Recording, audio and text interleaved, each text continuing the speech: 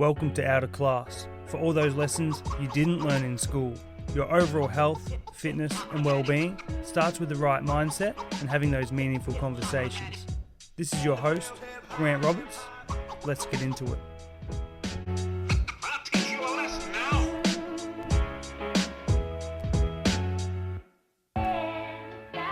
What is up, everyone? If this is your first time, welcome to the Outta Class Podcast. If you are listening again, welcome back. Always a pleasure to have you listening or watching if you're watching these episodes. Straight into this episode. I don't want to make this go longer than it has to. I do have a tendency to talk too much. So, this episode, the essential supplements you need. And when I say essential, I'm going to cover the ones that I think and that science believes are most beneficial and effective for you. Starting with the most extensively studied supplements in sports nutrition with strong evidence for benefits in exercise performance, muscle growth, recovery, and even now some neurological functions, so cognitive benefits, and that is creatine monohydrate. If you're watching this, I actually have samples of these supplements with me because these are supplements that I use every single day. The first one here is creatine monohydrate. I don't have a brand endorsement or anything. This isn't the brand you have to have. As long as you have creatine monohydrate, that is the most effective. I will go into why it has to be creatine monohydrate later on. But check out my mic setup too, just by the way, quickly. New mic, I'm getting used to it. So the sound should be pretty good now because I've learnt how to use it. This probably sounds a little bit different because I'm playing around with it a little bit. But look at this, just stick it on there, magnetic, and we're rolling. So I can actually hold it or roll with it. See what happens when I get sidetracked? Anyway, benefits of creatine monohydrate: increased strength and power output. So creatine actually helps regenerate ATP, which is the body's rapid energy source for short, intense efforts like strength training, weightlifting, sprinting, jumping, all those fast twitch muscle fiber type movements or high intensity, short-term high intensity repeated exercise variations. It is great for that. Typical improvements have been shown to be up to 5 to 15% increase in strength and power in trained individuals. Most effective for sets lasting under 30 seconds, resistance training, explosive sports, as I said. Another great benefit if you are into the gym like myself: increased muscle mass.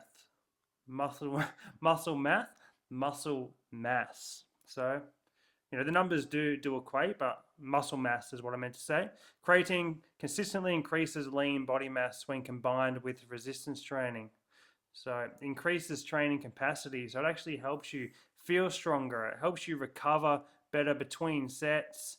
And what it actually does, so without getting too sciencey, creatine is basically osmotic, which means it draws water intracellular into the muscles, so into the cells of the muscles, which obviously speed up recovery and help with strength and building muscle. So that repair, that muscle repair, it helps with that. And a possible increase in muscle protein synthesis signaling, which obviously helps with muscle building. Research findings also show that greater gains are made in fat and fat-free mass compared with a placebo group. I'm actually stumbling on my words a little bit, but I'm going to keep rolling with it because, as always, this is unscripted. And benefits are often noticed within 4 to 12 weeks. So the main thing with creatine monohydrate is you want to take it consistently for it to work. Just like anything, just like your training, just like your nutrition, just like your routine. If you don't stick to it long enough and consistent enough for it to work, then you're not going to notice the difference. Anything worth having takes time.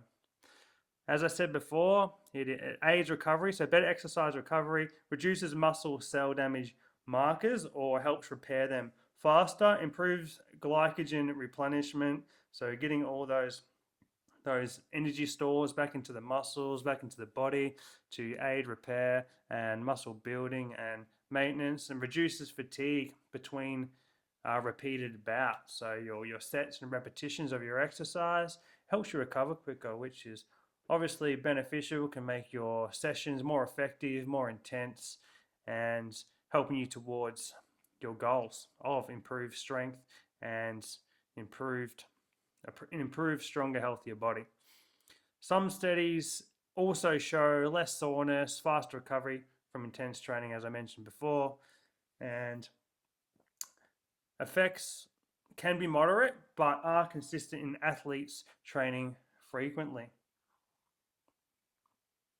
I do have a coffee. We'll talk about that later on, as I always do when I'm doing these podcasts. Bit of a routine for me now. With this too, obviously, the quicker you recover, the more training volume you can add throughout the week or throughout your sessions, the number of reps you can complete. For people who are runners, their sprinting repeatability would be much improved because they recover quicker and can either do more sprints or recover quicker and have more effective, stronger sprints if they are in that type of training. Now, I did touch on this quickly before, and that is the cognitive benefits of creatine. Now, these are quite new studies on the benefits of using creatine, and they're emerging, but super positive and super interesting. I can't wait to read more about this as the science comes out more. But like I said before, this is the most extensively studied supplement in sports and nutrition. So I think there's over 10,000 studies that have been done to test not just the benefits, but also if there's any risks with taking creatine also. But strong evidence suggests that cognitively and the brain benefits of creatine, they aid with sleep deprivation. They had some studies showing people that slept under 4 hours a night sometimes still performed really well with cognitive tests and performance after having taken creatine compared to not taking it.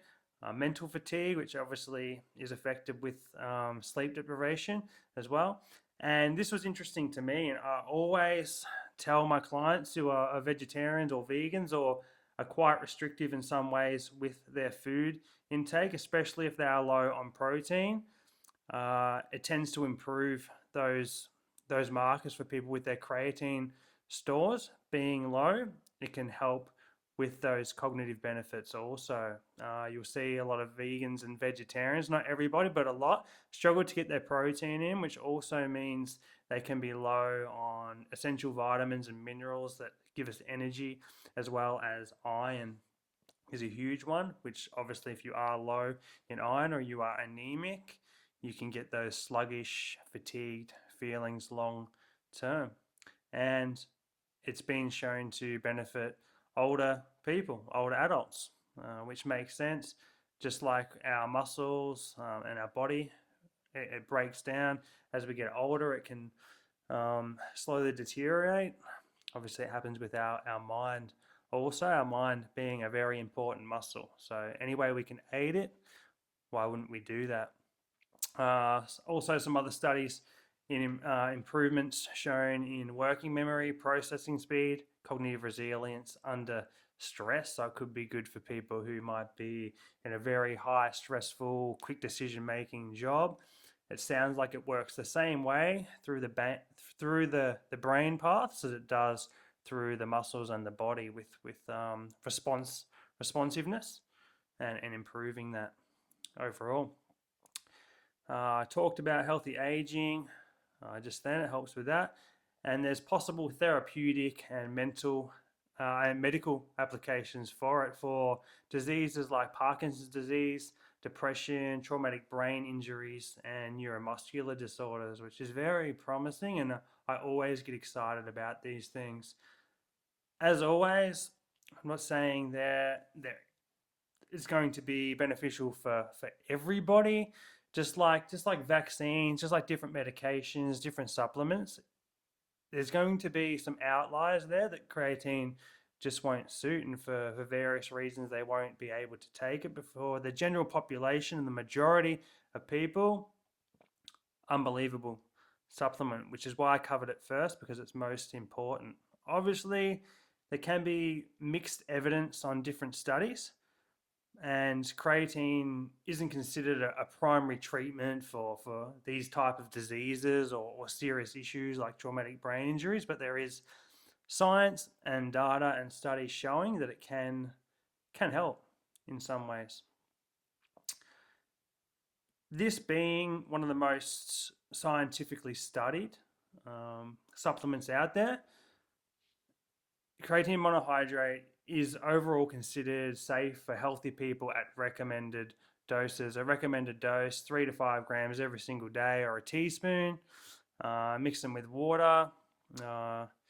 And like I said, as far as healthy people go, if you have existing kidney diseases or issues, you should consult a physician or doctor first. Don't take my word for it.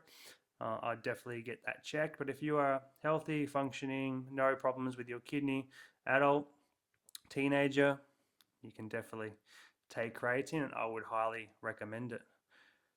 Like I said before, the best supported form of creatine, there is other types out there, but don't let smart marketing sway you towards some other creatine, because there are people out there who will try and market their own brands. Like with any supplement, they'll say theirs is better, it prevents different things, that doesn't, and has a lot of claims that aren't proven.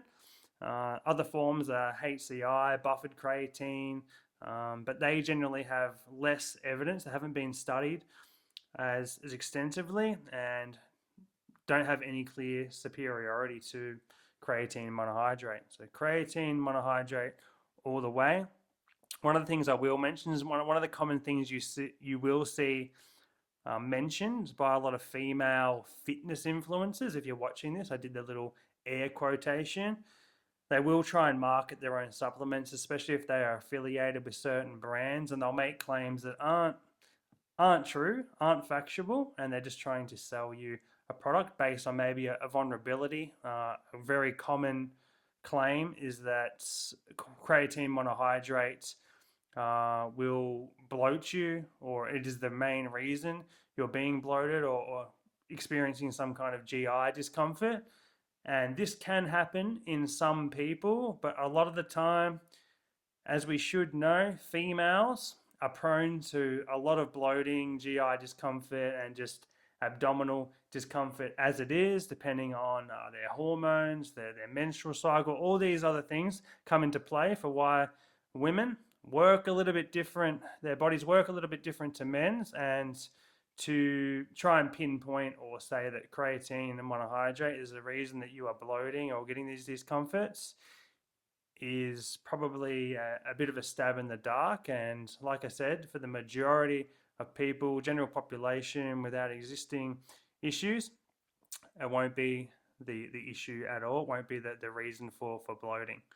I know most of my clients and pretty much most females I know with other coaches take creatine every single day, just by the recommended amount, 3 to 5 grams, teaspoon. The best thing about it is its convenience and the price. So you don't have to buy a very expensive creatine.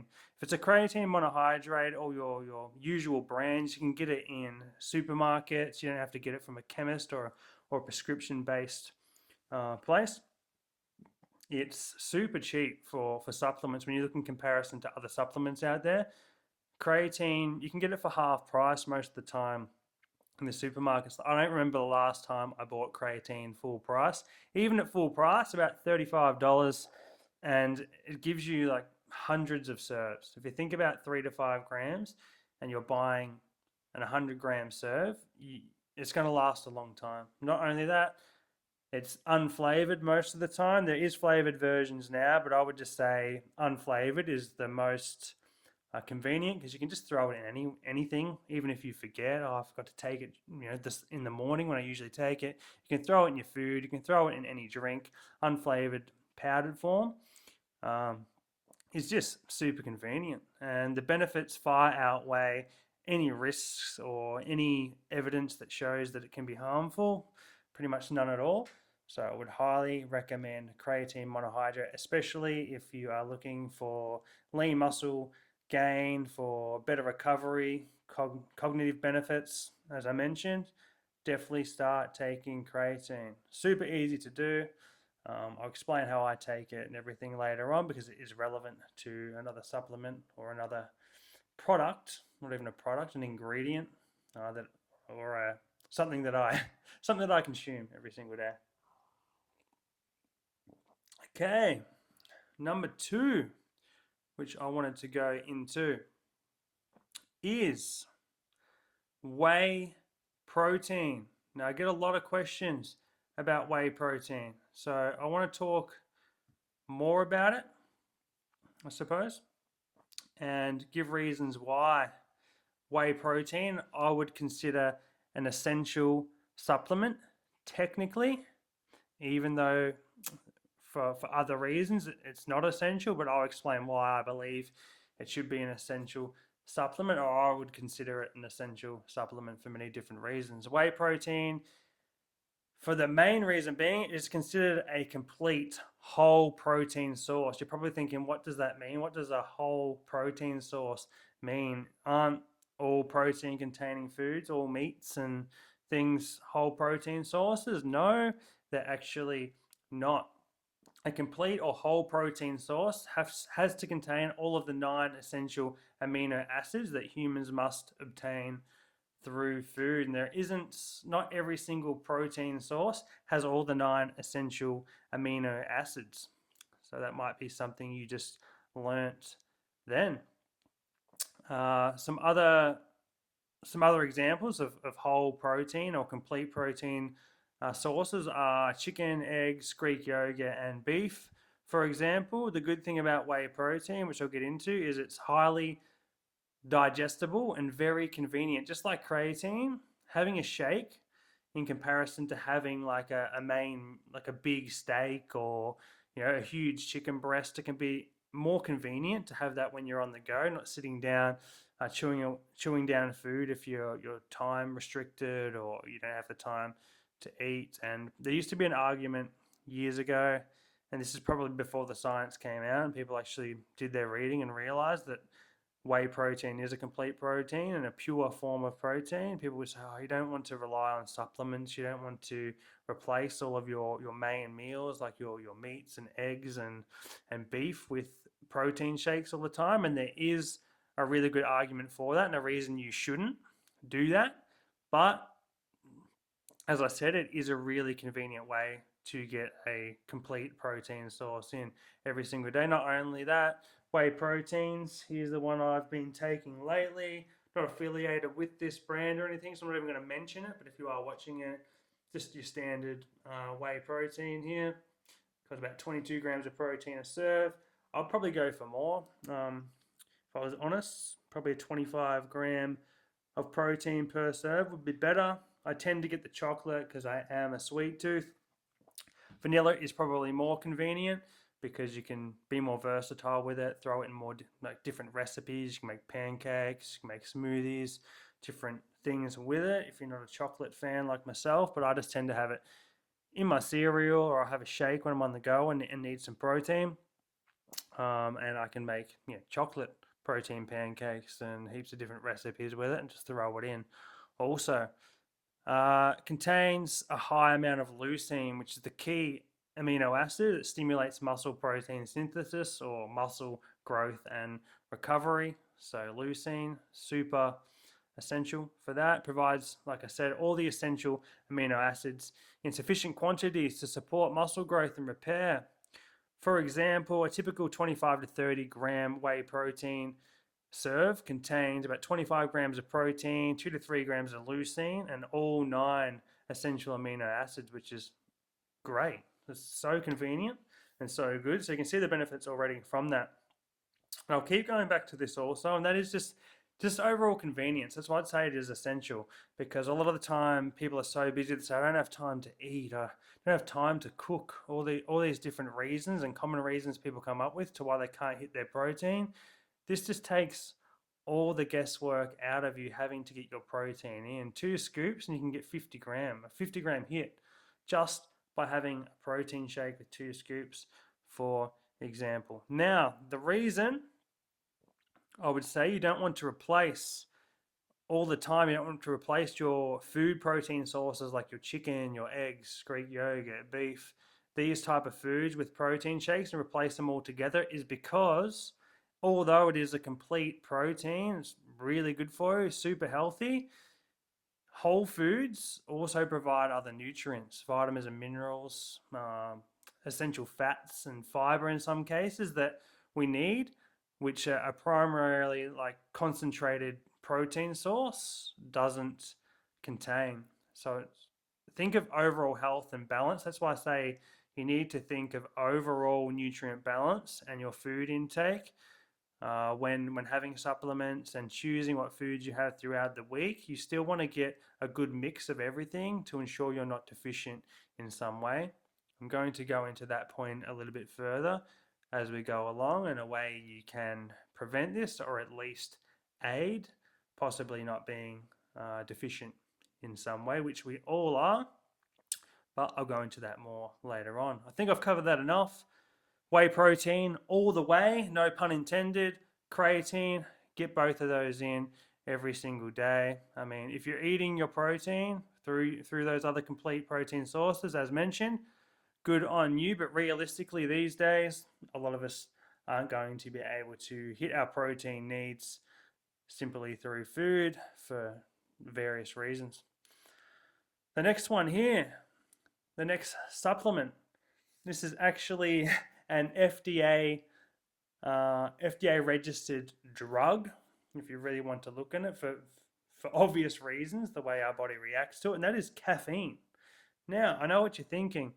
I thought this was an essential supplements episode you were covering. Now, I'm not saying this is absolutely essential. The reason I've labeled it as so, if you aren't intolerant to caffeine, you don't have a really low tolerance to caffeine, I would say it is a superpower for you if you can utilize this supplement for many reasons, which I'll go into. So caffeine is one of the most, again, like creatine, one of the most researched performance enhancing substances, and has several well supported benefits. I think it's actually even banned in some sports, or banned in some activities, because it is, like I said, it is an FDA registered drug, because it has so many benefits, performance enhancing benefits. But you're not going to get pulled up in an airport or end up in like a seedy, crazy overseas jail for having caffeine in your system, or accidentally having some caffeine in your bags. I've got a funny story about this with whey protein, which I'll talk about shortly. Physical performance, increased endurance when it comes to running, cycling, rowing, team sport performance. They've done studies on the improvements of it. Typical improvements, 2 to 7% in endurance activities. Doesn't sound like much, but when you look at it, it is quite high. Increased strength and power for those like me who love going to the gym, getting stronger, building muscle. Increased maximal strength, improved muscular endurance, enhances power output during explosive exercise, and a reduced perception of effort, which is interesting. So one of caffeine's biggest benefits is that exercise often feels easier at any given intensity, allowing you to perform more work before fatigue sets in. So it has a lot of similarities in the way that creatine works, but this is obviously more of a stimulant.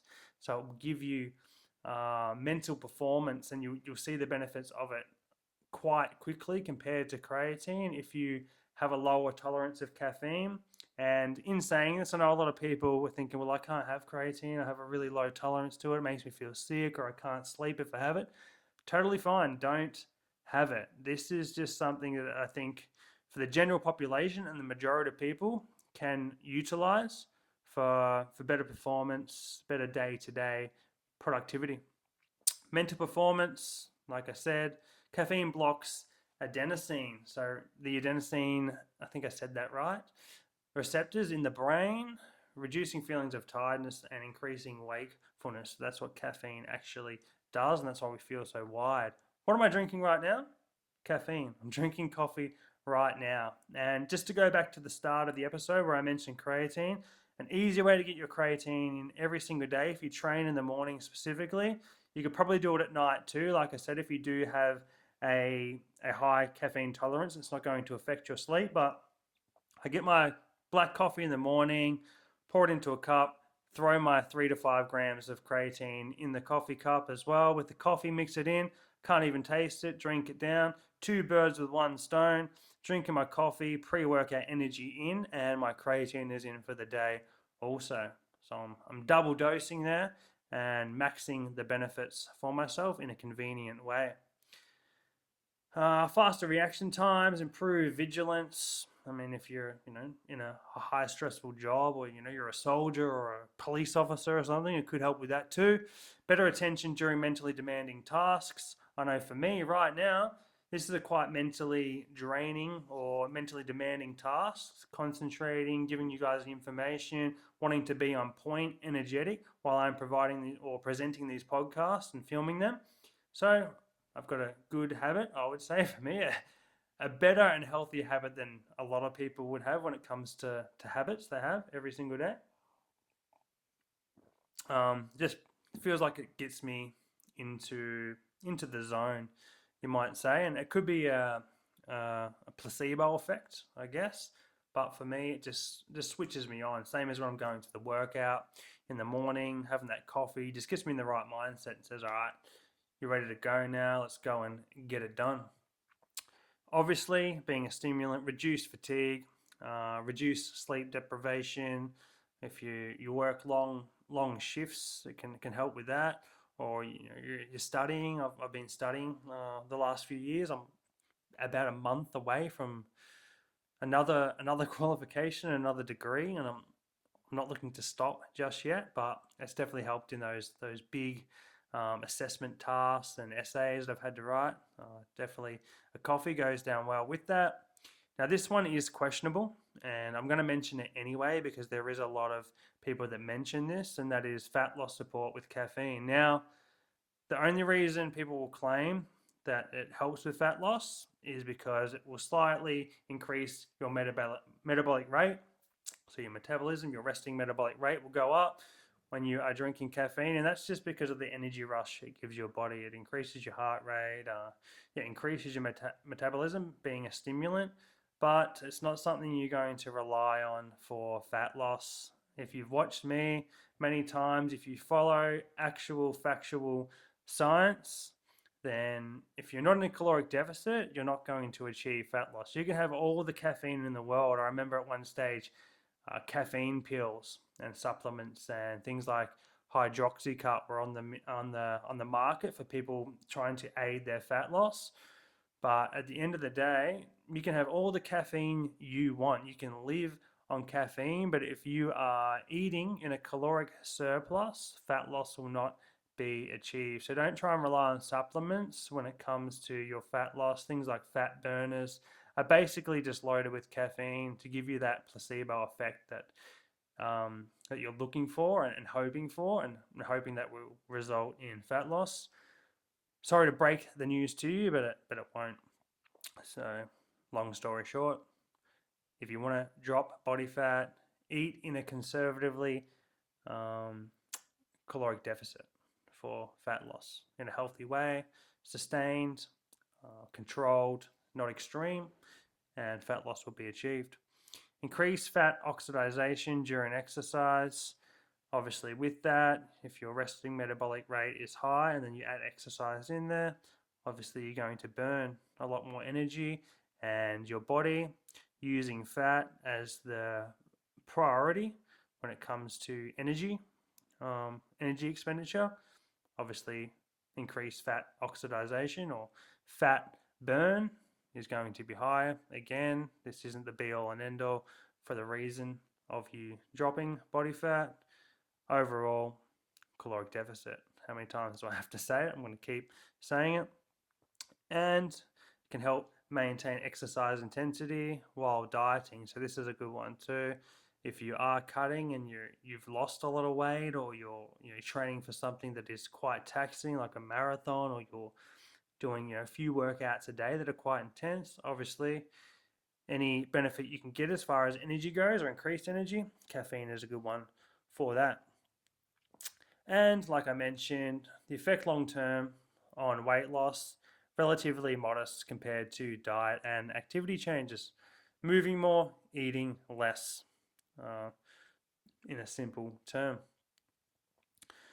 Other than that, there is some studies or some data out there saying regular coffee consumption has been associated with lower risk of things like type 2 diabetes, Parkinson's disease, and some liver diseases. But these associations are mostly from studies of coffee consumption rather than caffeine supplements alone, it should be mentioned. Did touch on this, and I'm going to touch on it again. Potential side effects of too much caffeine can cause anxiety, jitters, increased heart rate, digestive upset, and sleep disruption. Now, I'm not going to go too deep into this or be too descriptive, but I know for myself, if I haven't been to the toilet in the morning and then I have a coffee about 10 to 15 minutes later, I definitely will be visiting the toilet. It can have a bit of a laxative effect, so I would like to say, without being too descriptive, but it will get your bowel movements going, so it could actually help if you are struggling to go to the toilet, or you're feeling quite congested. Maybe you just need a coffee, and it might help release some of that tension for you. So overall with caffeine, again, as to not ramble on too long, improve alertness, reduce fatigue, better endurance performance, increase strength and muscular endurance, enhance focus and reaction time, and slight increases in calorie expenditure for fat oxidation, but again, calorie deficit if you're looking for fat loss. Now, I think I have coffee here with me. I do have coffee. Well, I've got coffee in this cup with me again. I'm not endorsing any brands or anything, but I'm pretty open when it comes to coffee. I do my favorite coffee. Well, pretty much most people's favorite coffee, probably unconsciously knowing, would be Colombian coffee. For me, it's probably the biggest exporter of caffeine or coffee beans in the world, Colombia. But there's some amazing Colombian coffee beans out there, and I tend to probably pay a little bit more than I should for coffee, but it's something that I do enjoy, and I'm willing to pay a little bit more for a really good Colombian sourced coffee. And the last supplement I want to cover today, hopefully I haven't been talking too quick. Maybe it is the caffeine, but I feel like I'm talking a little bit fast, a little bit energetic today. I am trying to make these episodes as entertaining as possible, as engaging as possible, and get the information across, the most important information for you. Last but not least, now this, I've put it in the essential category, again, only because of the convenience and because of the benefits. Now, I touched on this a little bit earlier, and that was deficiencies when it comes to our eating. As I said before, essential vitamins and minerals and things we should be getting through food. Pretty much none of us, especially these days, have the perfect food intake, the perfect diet to ensure we're getting enough protein, enough fiber, and all the essential amino acids and minerals and vitamins that we need in our body. That is why, if you're watching this, multivitamins, super beneficial. And I heard somebody say this, I'm not sure who said it, but I'm just claiming it now. Look at your multivitamins as an insurance policy. So it's something that you basically want to look at to top up all the deficiencies you may have in your body, and you're taking it basically as an insurance policy to ensure that you're getting in things that you may be lacking. So for me, I just take a Swiss men's multivitamin, It has all the vitamins and minerals that I might be lacking through my daily intake of food, my diet. In general, I know for sure I probably don't eat enough vegetables. There's probably some meats and even fish, for example. I probably don't eat as much fish as I should. So a multivitamin is just covering all bases, and I look at it like an insurance policy. I'm taking it just in case I need it to top up on certainly to top up on some vitamins and minerals I would be missing out on in my somewhat pretty healthy diet compared to the general population. I know it's not perfect, and this is just a way of ensuring that I am covering all bases. For women, there is a women's version of this Swiss multivitamin, a women's Swiss multivitamin, but find the one that works for you. I will say with this one in particular that I take, it is a green tablet. If you're looking on the screen, I'll pull one out. They are quite big too, quite a big tablet to swallow, so you can break them up and put them in your drink and things. I used to struggle as a kid. I know a lot of kids do this. Used to struggle to take tablets, but once you get into a routine of taking them, quite convenient also. So I probably will have that in the morning. I am a bit of a hypocrite. I would be lying if I said I took this every day. I'm pretty bad. I have them sitting right near where my coffee and my creatine is, but I just don't take it every day when I should. I actually did take it just before this recording. But I would suggest a multivitamin. Obviously, get advice from a registered GP or physician if you have any concerns that maybe you might be overdoing a certain vitamin or mineral. You might have different health issues, and you have to be mindful of not taking certain ones in excess. So I definitely say it is probably worth talking to a GP or a physician or a dietitian or a nutritionist like myself. I can help you with that. Like I said before, women are quite prone to be iron deficient, so you might even just top up on the minerals and vitamins and supplements that you need individually. I know a lot of women take things like melatonin, and men take a lot of different supplements like melatonin, or they might take a vitamin D supplement, especially here in Victoria right now. Vitamin D is a really good idea. I will say with vitamin D supplementation, though, you won't get the same benefits or reactions uh, in the body chemically that you would by absorbing the sun naturally with vitamin D, but it can help, especially if you're in a climate where you're lacking a lot of sun. A vitamin D supplement could be something you could take, but a multivitamin, like I said, is quite convenient. It covers all bases and gives you a dose of all those things. Another thing, another trigger warning I wouldn't be concerned about is something like this tablet that I'm taking. I'm not sure if it's the green color, or I think it might be one of the vitamin Bs. I can't remember what one it is, but one of the vitamin Bs will turn your urine, your wee, quite yellow. So just be mindful of that. So yeah, if it's high in biotin, a lot of the time, multivitamins, your pee, you'll notice, will be quite yellow. It doesn't mean you're dehydrated. It's just the excess vitamin and minerals mixing in with your water, and you're just excreting that through your urine. So don't be concerned with that. But always ensure you are hydrated anyway. You should be having a lot of water throughout the day anyway. But you will find probably your first wee after taking a multivitamin, maybe an hour after taking a multivitamin, your wee might be more yellow than usual. No concern, totally natural. That's pretty much all I wanted to say today on the essential supplements that I would recommend and I would consider essential for the reasons that I have covered. If you have any additional questions on these supplements, on the topic that I have covered today, send me a DM at Grant Roberts PT on Instagram. Give me a follow if you're not, if you're new here, new to seeing me. Maybe you're on YouTube, maybe you're on Spotify and stumbled across this podcast. My Instagram is at Grant Roberts PT. Always happy to help anybody, anytime. As you can see, I can talk about this stuff all day. I didn't really go into dosage. of these things. Just quickly, 3 to 5 grams of creatine, which is about a teaspoon with your whey protein. A general scoop with most whey proteins will give you about 20 to 25 grams of protein. They're usually a 25 to 30 gram serving. Multivitamins, it will say on the container what you should be taking. It's usually one pill if it's a multivitamin. If it's a multivitamin, it's usually one tablet.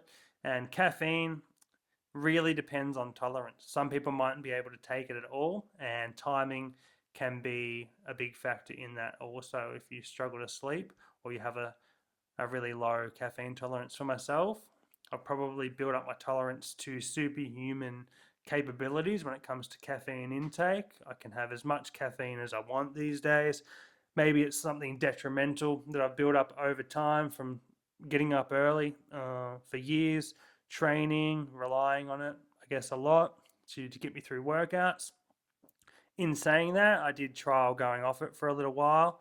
I think I did 2 weeks off caffeine at one stage. It doesn't sound like a lot, but scientifically speaking, you can reset your tolerance to caffeine also. So if you do have a high caffeine tolerance and you can handle going off it for 2 weeks to a month, it will actually reset your high tolerance to caffeine for a lot of people. Then you'll get a really almost like a euphoric feeling when you start taking caffeine again. But like I said, down to the individual, your individual needs, your goals, your capabilities, how you feel. That is most important. By no means do what I do. I'm just giving you the advice, the best advice that I can give you based on the science, the most up-to-date information and best information I can give you. That's what I am providing. But I always say, take due course. You know yourself better than anybody else. Get the right advice before you do take supplements, or you're looking into taking supplements. Get the right advice, right information, and go by how you feel individually and what you need. That would be my main message to wrap up this podcast. Again, and as always, if you found this podcast, this episode beneficial, you enjoyed it, subscribe to my YouTube channel, subscribe to my Spotify, the Outta Class Podcast. Give me a follow on Instagram at GrantRobertsPT. Tag, share this episode. Like I said, if you found it beneficial and you're enjoying these episodes, take care, and I'll see you soon. Thanks for listening. If you enjoyed today's podcast and found it helpful, share it on your Instagram story, and don't forget to tag me at GrantRobertsPT.